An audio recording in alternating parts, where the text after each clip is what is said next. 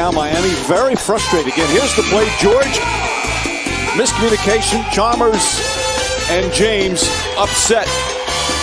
You can downplay it all you want and everything. This game is important, and LeBron very upset. Here's a turnover out of the timeout by Chalmers once again. Let's see if Indiana can converge. I'm going to go right past this guy. He can't stop me. Livingston denied by the rim. Anderson played a role. It's a 5-point game. James pushing and shoving. James and Teletovich. Beasley came flying in. Kirilenko trying to play the role of peacemaker, as is Jason Kidd. Players cannot leave their area of the bench as Eric Spoelstra comes all the way across the floor. And Ed Malloy is trying to restore control.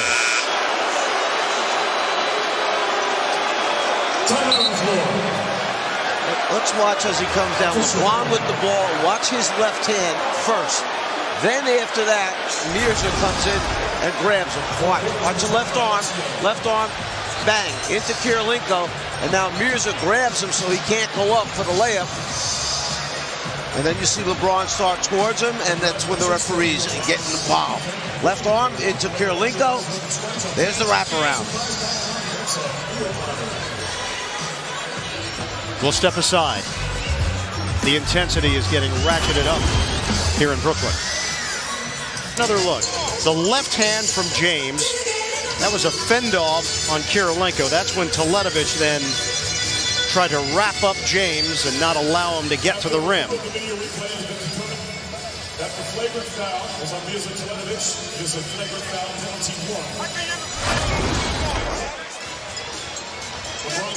1. They called a flagrant 1 on Teletovich.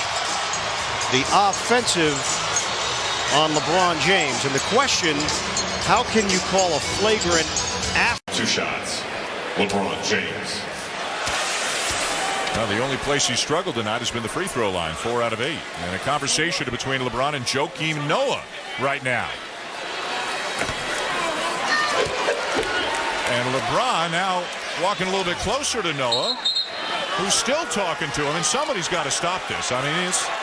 Yeah, well, the Chicago bench has got to stop this. That's correct. Yeah. A technical foul on LeBron, but... Well, first of all, I'm surprised that LeBron walked over there. Now, naturally, you and I cannot hear what Noah was yelling at LeBron. And now, what caused it, I have no idea. But Noah is not... Yeah, you can see right at the top. And just look right up there. You can see Noah yelling at LeBron. He's got his attention. All right, LeBron makes the foul shot, but now Noah keeps it up as LeBron is walking towards him.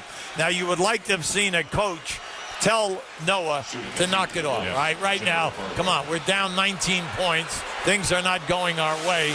You know, but I like to see that Bernie Bickerstaff stepped up so that he, shielded Noah in case LeBron would have rushed him, which I doubt he would have done. It looked like at the beginning it was almost good-natured, but then it continued and it escalated, and then it was obvious that both guys were upset.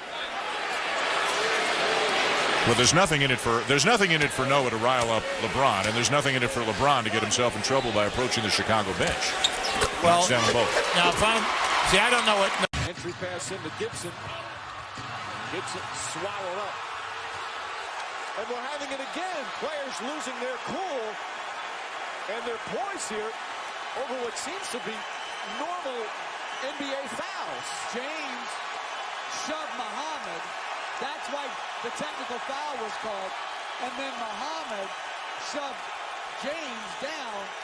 It'll be interesting to see if they throw Muhammad. James necessarily pushed Muhammad down. He got wrapped up. Well, yeah, he did. But he's just trying to discard a guy who's wrapping him up. But with what's gone on so far in this series, the officials are going to be quick to call technical fouls on any after the whistle play.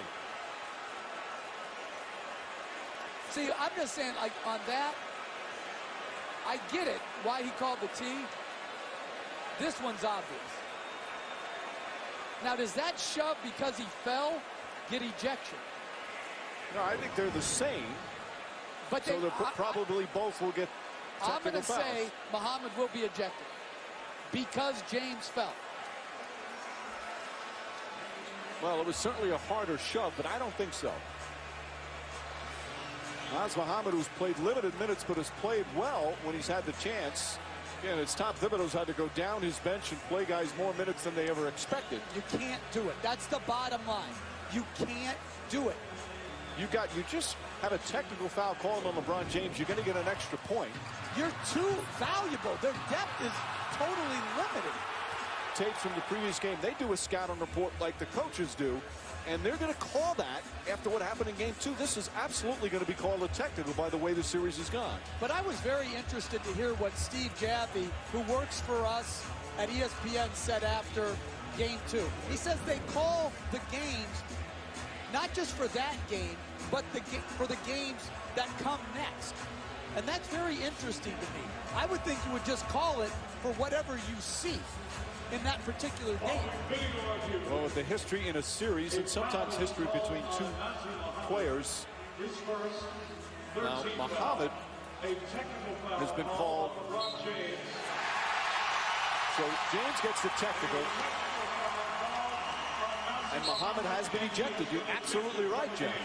And if LeBron James does not fall on that, Nazr Mohammed is not ejected. That's my problem with how the officials are instructed to do it. Now Mohammed's getting a standing ovation from the Bulls fans, and you like sticking up for your team, but that's a bad decision on Nazr Mohammed's part. I've never understood that. Why getting thrown out brings a resound, and hurting your team gets a resounding standing ovation. So instead of the Bulls getting one technical free throw attempt, no free throws because it's a double tech, and they lose a key player off the bench on already a shorthanded team. Now, granted, Mohammed's not going to be a lot of minutes, but still an important part of what the Bulls want to do. Well, what do they do if they get foul trouble in the front court? Butler foul on the entry pass, and now you will certainly see every little thing called to make sure